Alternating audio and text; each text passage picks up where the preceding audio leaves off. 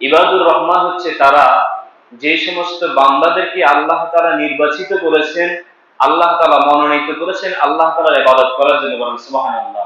আল্লাহ তাআলা এই বান্দাগুলোকে তার ইবাদত করার জন্যই নির্বাচিত করেছেন, পছন্দ করেছেন, মনোনীত করেছেন। এই বান্দাগুলোকে আল্লাহ তাআলা নিজের ভাষায় ইবাদুর রহমান বলেছেন। ইবাদুর রহমান বলতে ইবাদুর রহমান তারা যারা আসলে বেলায়েতের পথে আল্লাহ তাআলার ওলি হওয়ার জন্য চেষ্টা করে, যারা আল্লাহ তাআলার ওলি বললেও চলে, ইবাদুর রহমান বলতে সেরকম কিছুই বোঝায়।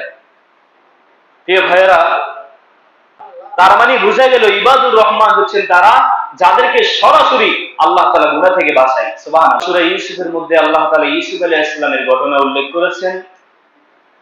তা আল্লাহ তাআলা বলেন যে ইউসুফ আলাইহিস সালামকে জুলেখার সেই কবল থেকে, অপরাধ থেকে আমি যদি রক্ষা না করতাম, ইউসুফ আলাইহিস সালামও সেরকম জুলেখার প্রতি আকৃষ্ট হয়ে যেত। আমি ইউসুফ আলাইহিস সালামকে রক্ষা করেছি কেন? ইউসুফ আলাইহিস সালাম ছিল আমার মনোনীত নবী এবং বান্দা। বলুন সুবহানাল্লাহ।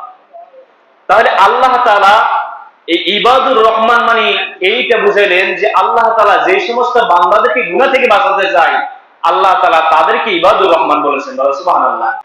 সে আমার মনোনীত বান্দা ইউসুফ আলাইহিস সালাম, যার প্রতি জুলেখা আকৃষ্ট ছিল, জুলেখা পাগলের মতো তাকে ভালোবাসতো। যদি আমি আল্লাহ তাআলা ইউসুফ আলাইহিস সালামকে সেই গুনাহ থেকে, সেই পাপ থেকে রক্ষা না করতাম, তাহলে এমন কে ছিল যে ইউসুফকে ওই পাপ থেকে, ওই জঘন্য অপরাধ থেকে বাঁচাবে? বলেন, কেউ ছিল? একমাত্র সেই মুহূর্ত থেকে, সেই পাপ থেকে, অপরাধ থেকে ইউসুফ আলাইহিস সালামকে বাঁচানোওয়ালা কে? বলেন, আল্লাহ তাআলা। আমাদের দেশে একটা কথা আছে, প্রেম করেছেন ইউসুফ নবী, প্রেম করেছেন। কথাটা জঘন্যতম অপরাধ, কবিরা গুনাহ। কি গুনাহ? রাসূলুল্লাহ সাল্লাল্লাহু আলাইহি ওয়াসাল্লামের 11 জন বিবি ছিলেন। রাসূলুল্লাহর 11 জন বিবি সহ পূর্বেকার যত নবী রাসূলগণ দুনিয়াতে আসছেন গেছেন, কোন নবী তো দূরের কথা, কোন নবীদের স্ত্রীরা জীবনে প্রেম করেন নাই। জীবনে কি করেন নাই? নবীগণের স্ত্রীও জীবনে কারোর সাথে প্রেম করে নাই। আর আমরা বর্তমানে নবীদের নামে সরাসরি, নবীদের স্ত্রীদের, নবীদের নামে জঘন্য মিথ্যাবাদ করি, মিথ্যা রটাই যে প্রেম করেছেন ইউসুফ নবী। নাউজুবিল্লাহ। আল্লাহ তাআলা সমস্ত নবী রাসূলদেরকে এই সমস্ত পাপ থেকে রক্ষা করেছেন।